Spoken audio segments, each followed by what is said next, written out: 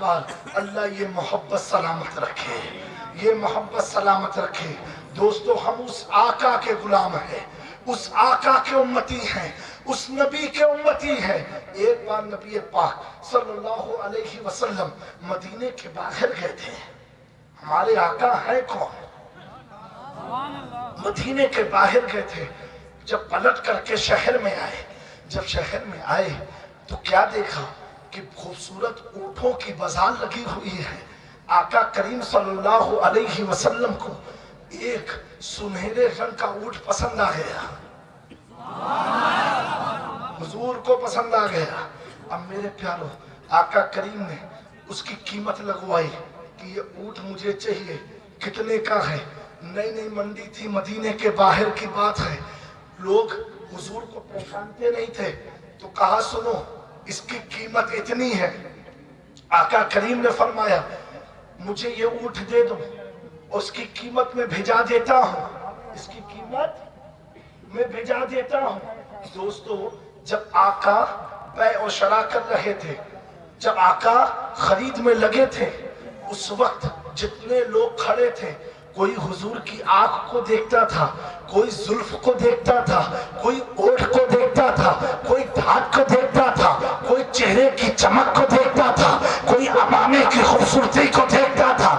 سب دیکھنے میں اتنا موہ تھے، اتنا موہ تھے، اتنا دیکھنے پر فدا تھے کہ بھول ہی گئے کہ یہ شخص اونٹ خریدنے کے لیے آیا ہے۔ اس نے کہا ٹھیک ہے آپ بعد میں پیسہ بھیجا دینا۔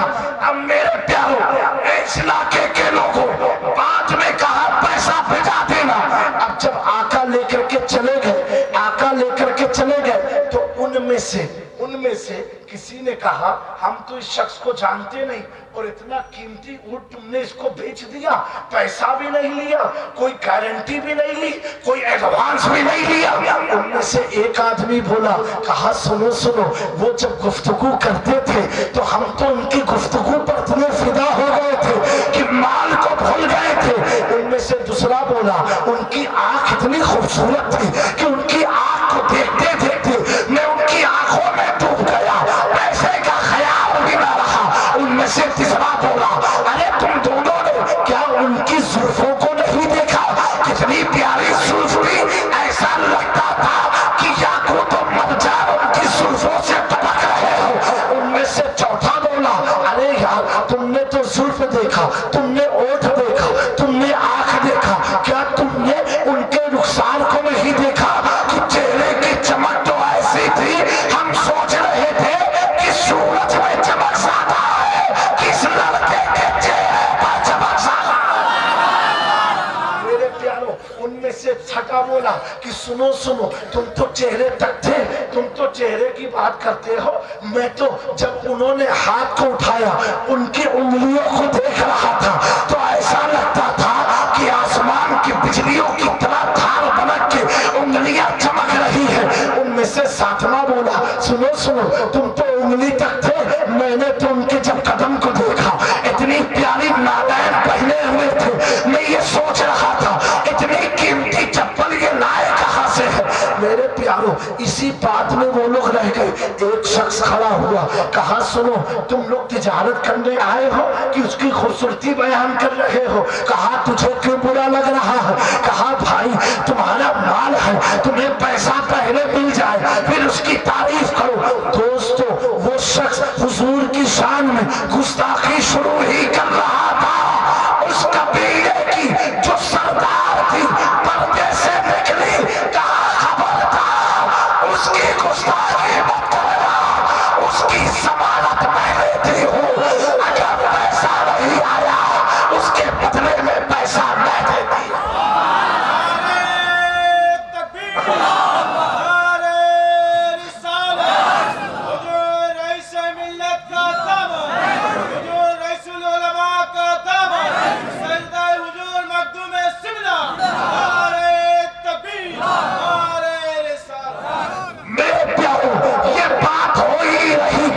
سامنے سے مصطفیٰ آ رہے ہیں، سامنے سے اللہ کا حبیب آ رہا ہے، سامنے سے رحمت للعالمین آ رہے ہیں، سامنے سے حسنین کا نام آ رہا ہے۔ میرے پیارو آقا کے آتے ہی آقا نے پیسہ دے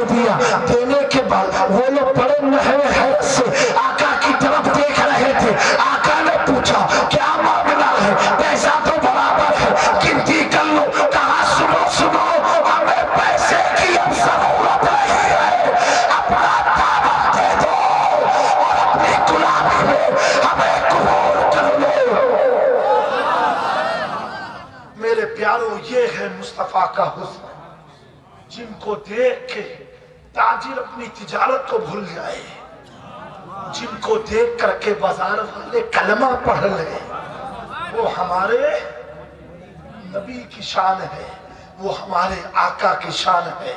इस इलाके वालों, हम भी कितने खुश नसीब हैं कि उसी नबी के हम उम्मती हैं, उसी नबी के हम उम्मती हैं। अल्लाह तबारक व तआला हमारी ये मोहब्बत सलामत रखे, हमारी ये अकीदत सलामत रखे। और दोस्तों, आज के हालात को देखो, चारों तरफ जुल्म ज़्यादती है, मुसलमान को परेशान किया जा रहा है। ए नौजवानों, ये गुफ्तगू को बड़ी संजीदगी से सुनना। आज हम मायूसी के आंसू रो रहे हैं। और कुरान में अल्लाह ने क्या फरमाया, वला तहनु, तुम रंजीदा मत हो, वला तहज़नु, तुम परेशान मत हो। ये कोई पीर साहब नहीं कह रहे हैं, कोई इमाम का कौल नहीं है, ये खुदा का फरमान है। तुम रंजीदा मत हो, तुम परेशान मत हो। व अंतुमुल आलौना, तुम ही लोग बुलंदी पर हो। झोपड़ी में हो फिर भी तुम बुलंद हो, चटाई पर हो फिर भी तुम बुलंद हो, सहरा में हो फिर भी तुम बुलंद हो, जंगल में हो फिर भी तुम बुलंद हो। अब आप सोचोगे, जंगल में रहने वाला आदमी बुलंद कैसे हो सकता है? सहरा में रहने वाला आदमी बुलंद कैसे हो सकता है? पहाड़ियों में रहने वाला आदमी बुलंद कैसे हो सकता है? तो दोस्तों, इसकी एक मिसाल मैं देना चाहता हूं, इसकी एक मिसाल देना चाहता हूं। आज कुछ लोग दावत और तबलीग के नाम पर घर घर जाकर के हमें भटकाना चाहते हैं। मैं उनसे पूछना चाहता हूं कि तुम घर घर जाके भी नमाजी को नमाजी ना बना सके, लेकिन वो अजमेर का सुल्तान पहाड़ियों जंगल के बीच में ला इलाहा इल्लल्लाह की सदा बुलंद करता था। पूरा भारत 90 लाख कलमा पढ़ लिया।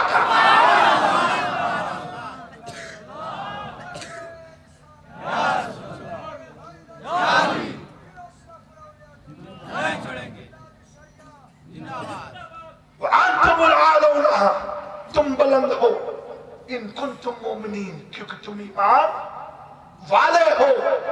अब दोस्तों, एक बार क्या हुआ, आका करीम सल्लल्लाहु अलैहि वसल्लम उमर फारूक के साथ चल रहे थे। और फारूक आजम कौन है मालूम है?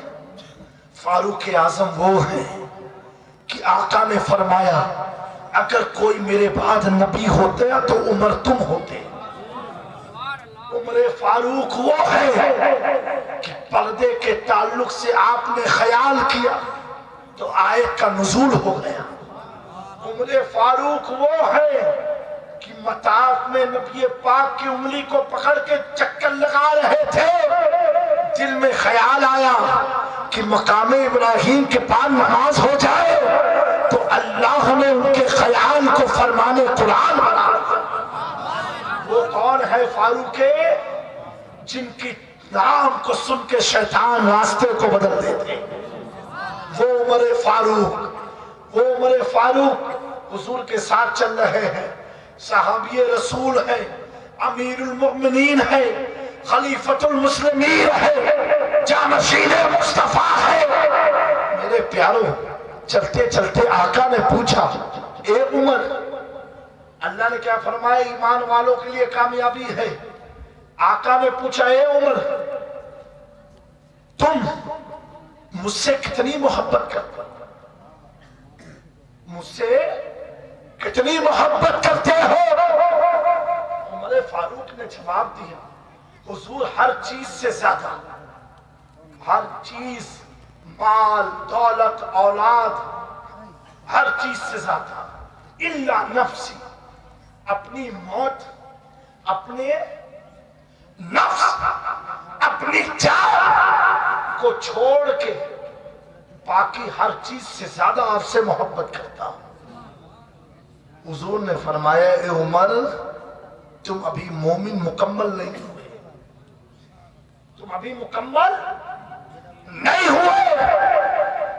फारूक आजम ने जुमले को सुना तो परेशान हो गए। या रसूलुल्लाह सल्लल्लाहु अलैहि वसल्लम, करम फरमाए, रहनुमाई फरमाए, उमर के ईमान की हिफाजत फरमाए। हुजूर ने कहा, उमर तुम खुद गौर करो, तुम मुझसे कितनी मोहब्बत करते हो।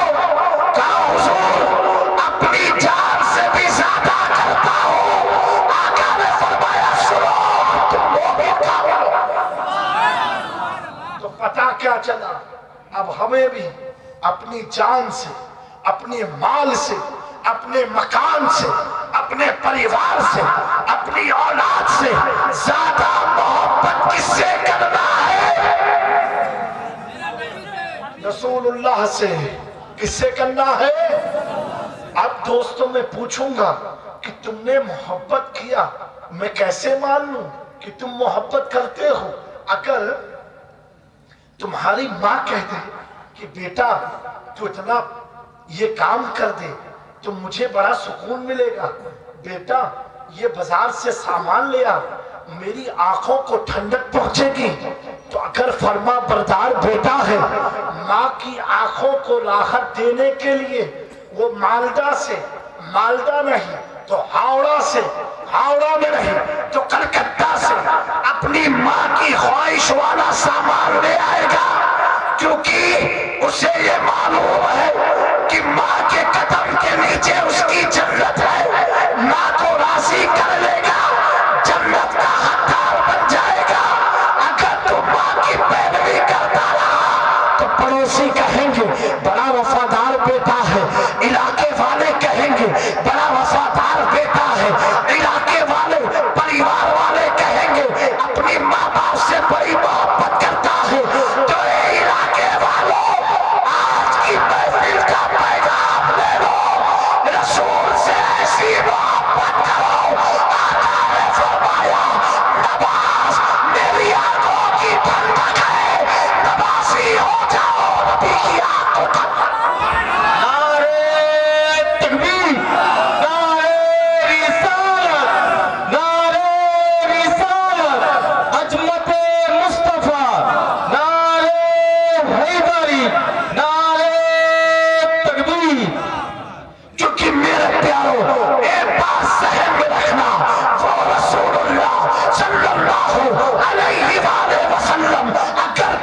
नमाज पढ़ो, चलो मुअज्जिन ने अज़ान दे दी, नमाज पढ़ लेते हैं, चलो नमाज पढ़ लेते हैं। एक तो ये हुआ, एक इस तरह नमाज पढ़ना। नौजवानों, इस महफिल में वादा करो, ये नबी की महफिल है, आले रसूल के सामने रहत करो इस तरीके से कि सुनो, नमाज तो आज फर्ज तो है, नमाज तो पढ़ना ही पढ़ना है, लेकिन हम इसलिए पढ़ेंगे कि नमाज पढ़ने से आका को ठंडक मिलेगी, नमाज पढ़ने से आका को सुकून मिलेगा।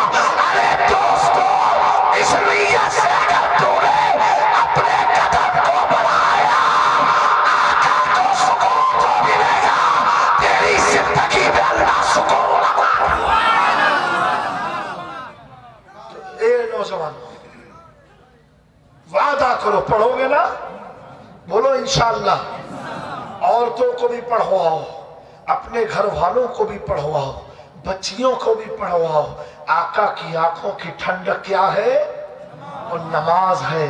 और दोस्तों, एक तो जमात है जो सिर्फ नमाज पढ़ती है, मोहब्बत से खाली है। हम अगर नमाज पढ़ ले तो प्यारो कसम खुदा की हम इतने कामयाब हो जाएंगे, इतने कामयाब हो जाएंगे, गुर्बत खत्म हो जाएगी, परेशानी खत्म हो जाएगी, सेहत मिल जाएगी, बीमारी दूर हो जाएगी, और हम दुनिया और आखिरत में कामयाब हो जाएंगे, तरक्की याफ्ता हो जाएंगे। लोग आएंगे हमें मिटाने के लिए, लोग आएंगे हमें उठाने के लिए, लेकिन ये नमाज उस वक्त सुकून बन के हमें खड़ा कर देगी, हमें डगमगाने नहीं देगी। क्या हम भूल जाएं उस वाक़ये को कि पृथ्वीराज चौहान जो अजमेर का बादशाह था, गरीब नवाज के जहां बैठे थे, आकर के कहने लगा, ए फकीर उठ जा, यहाँ पर राजा का ऊँट बैठा है। गरीब नवाज मुस्कुरा के बोले, ठीक है फकीर तो उठ जाएगा,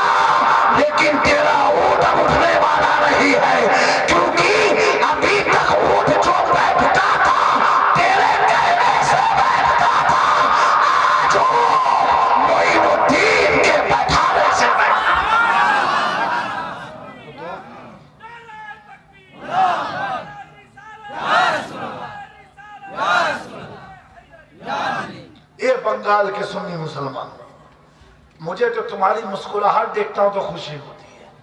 میں نے کمرے میں کہا مولانا عبدالرقیب صاحب سے کہ بنگال کے لوگ ایسے ہیں، کیونکہ میں ہر دنیا میں ہر آدمی سے ملتا ہوں، جتنے یہاں کے لوگ مسکراتے ہیں اتنا کوئی اور نہیں مسکراتا۔ یہی تمہاری مسکراہٹ سے تو کچھ لوگ پریشان ہیں کہ مسکراتے کیوں ہیں، یہ مسکراتے کیوں ہیں۔ میں ان کی پریشانی کا حل بتا دوں۔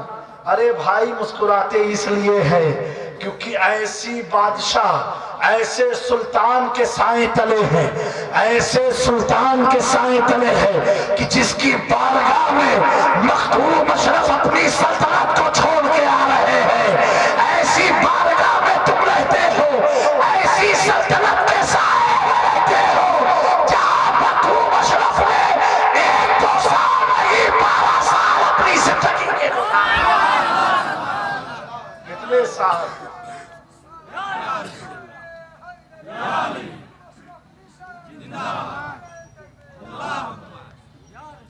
دوستو، اللہ تبارک و تعالیٰ اس علاقے کو خوش رکھے، آباد رکھے۔ تو میں نے مولانا عبدالرقیب سے کہا کہ بنگال کے لوگ مسکراتے بہت ہیں، اور مسکرانا کیا ہے معلوم ہے؟ مسکراؤ پہلے ایک بار، ہاں خالی مسکراؤ، ہنسو مت۔